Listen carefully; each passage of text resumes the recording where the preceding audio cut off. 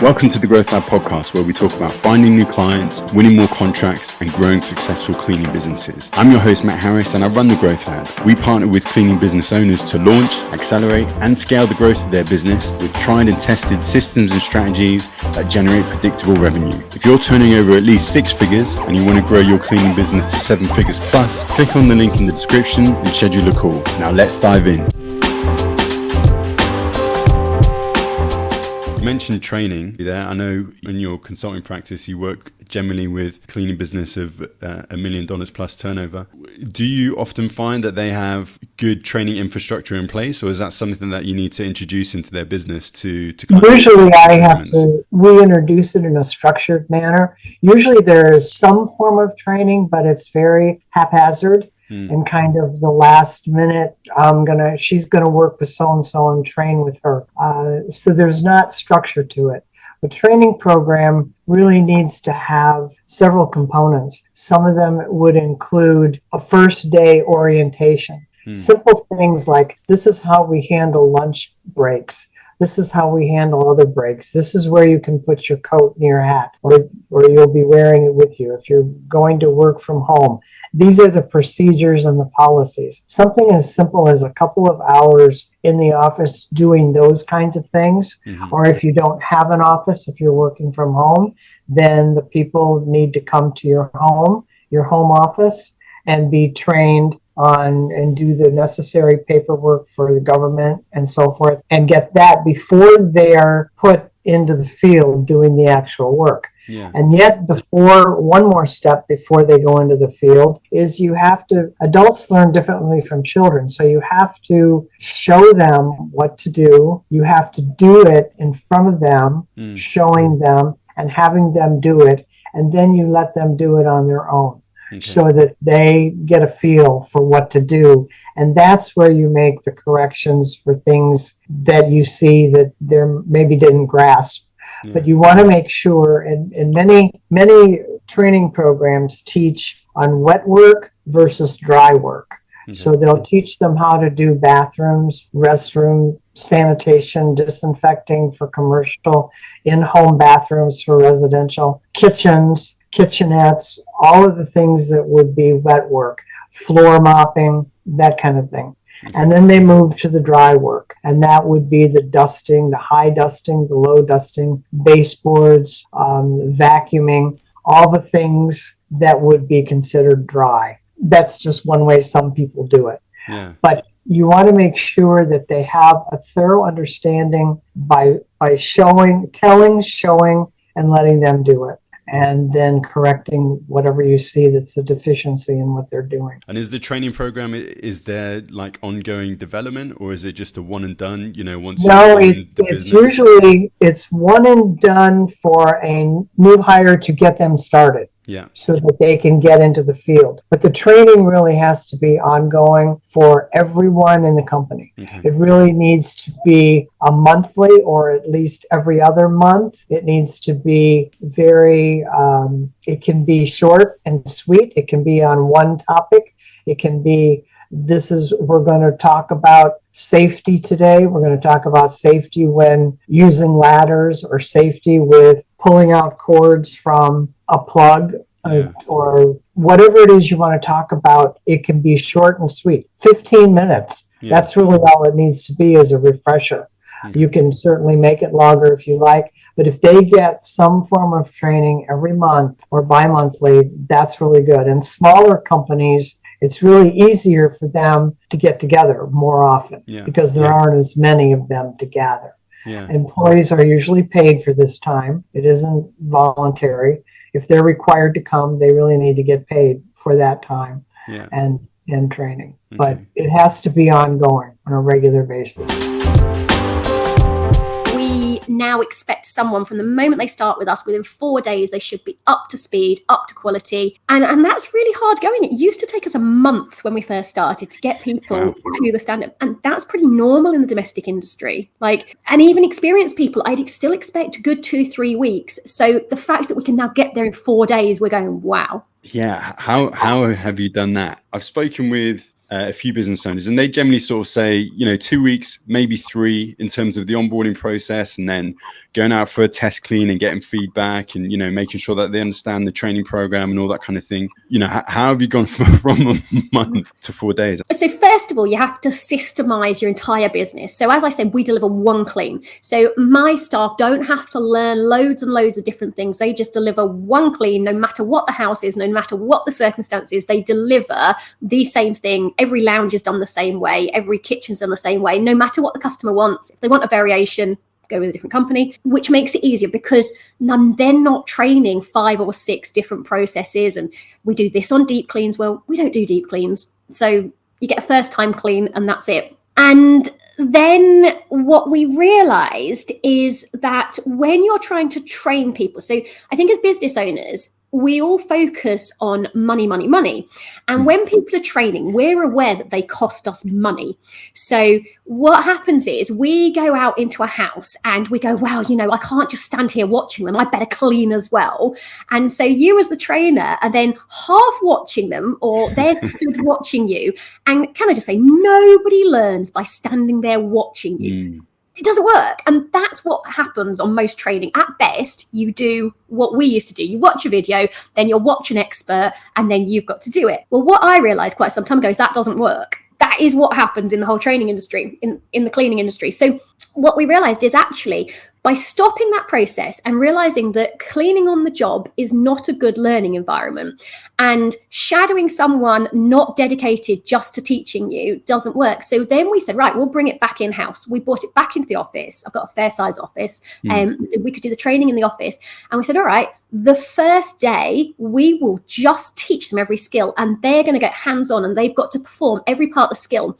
So before we even take them into a house, they can do every part of it so that they're not lacking in confidence. They're never stood there going, I wonder what to do. So by the time I put them in a bathroom on day 2, they know exactly every little part of it. They practiced in our office. Then they've got their laminated sheet with their steps 1 to 15. I can't remember how many steps are on it. All they're going to do is look at that, which means that from my trainer's point of view, she's not trying to stand in a cramped bathroom with somebody, and people learn better and faster. Training is a big element of that, and onboarding a new team member that's a crucial part in the process. What does that look like in terms of bringing a new team member on? Sure. What type of training do they go through? Do they need to do they need to be able to clean within a certain time frame? Give me an example of what that looks like. So we have, before they even start, they have to complete like 12 hours of online training. So I was one of the authors of the professional home cleaning program for ISSA. It's a home service technician. So they have to take that course. That's about an 8-hour course. It covers things like surfaces, chemicals, safety, customer service, a whole gamut of things. There's like 4 or 5 other authors on that program, but I was one of the authors on that. So we put them through that. Then there's another 4 hours of kind of specific things that we do before they even show up. We've never even met this person in person. We're still doing all of our interviews over Zoom. So we're looking for that commitment that they actually complete the online training. They show up for the first day and they're assigned with a trainer. Our trainer, we have 6 trainers in an organization of about 40 techs. But the trainers, there's a lead trainer. We try and set everybody's first week with the lead trainer, and then their second week with somebody else. Yeah, so they're going and learning our processes hands-on now. So they've seen all of our videos that we've created that are how we do things, our processes, but now those are being applied hands-on in the field. So then they're kind of taking our playbook, right? And going through that like page by page, like how to call a customer, what the uniform looks like. So the videos are all broken down. They go out and they're going to do how to do a shower. So they're going to break all that down in a playbook like this, and go out for about a week and learn all those processes. Okay. Week 2, then the first week, we're really not measuring the time. We're assuming that a technician is actually about 50% productive by the end of week 1, that they're able to make some dent in the jobs that they have. Then week 2, we're kind of starting to kind of on the job. They're learning how to be a solo technician. So they're going with they're getting assigned another trainer and they're meeting this person now. So they're leaving from their house and they're meeting this person. They're meeting at their jobs, and they're gonna be in charge of checking into the job, and so using the tech to kind of see all the details of the job. And so their trainer is basically showing them how to operate on their own. By the end of week 2, we expect that they would be able to hit about 80% productivity. Okay. So they would be able to hit the target of, if it was a 4-hour job, we would expect them to be able to hit it in like 3.6, or I'm sorry, 4.4. They would go over some. By about the 3rd week, most of them are getting into the 90% to 100% productivity range. So the way we sell is we're assuming productivity for a 3 to 6 month employee. So over time, we expect our technicians to have 110% productivity, because those numbers we sold at were based on a baseline of a fairly average newer employee, 3 to 6 months. So sure. Within a month, a lot of them are really grasping the system. How do you continue that training once they've gone through the 4-day process? Do you have continuous professional development? Is there like a recap? Do you have toolbox sessions every month, or every quarter, whatever the case may be? So they meet every morning at 9:00 to run through what's on their day. So you can't see it behind me because this looks like I'm in a lounge. There's up on the wall. And if we need to talk about a specific toolbox talk, so that might go off if there's something specific for that day, or we would have a trend for that week. So it's a series of slides.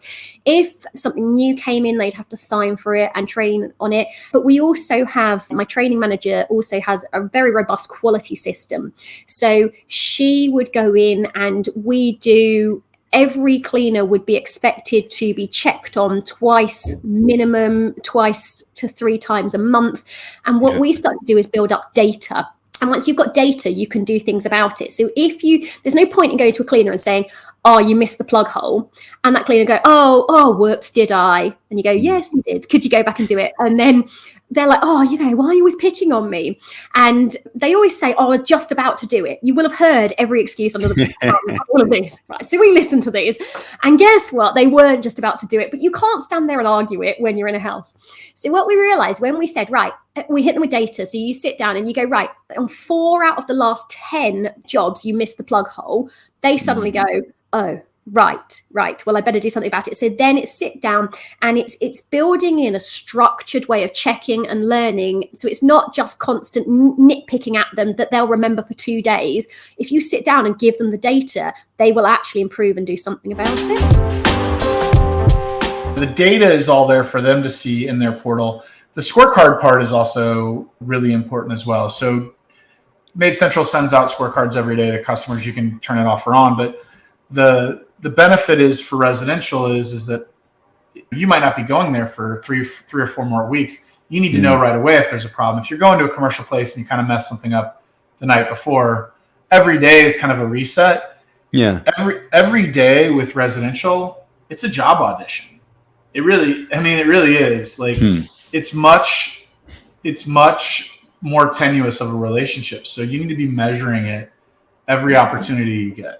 So all of this is managed by the tech. So I'm guessing the use of the app is central from a technician's perspective, and certainly helps with regards to management as well, right? So yeah, they're very self-directed in terms of, we'll have dashboards up, and we're not having to worry about whether people come into a central place and clock in. We'll have a dashboard up in the morning, and it'll just, anything that goes red means somebody's late, and then we'll check in with anybody that went red on that dashboard. And jobs that are falling behind throughout the day, we'll get notifications, and we can communicate with the team, communicate with the customer that we're running behind.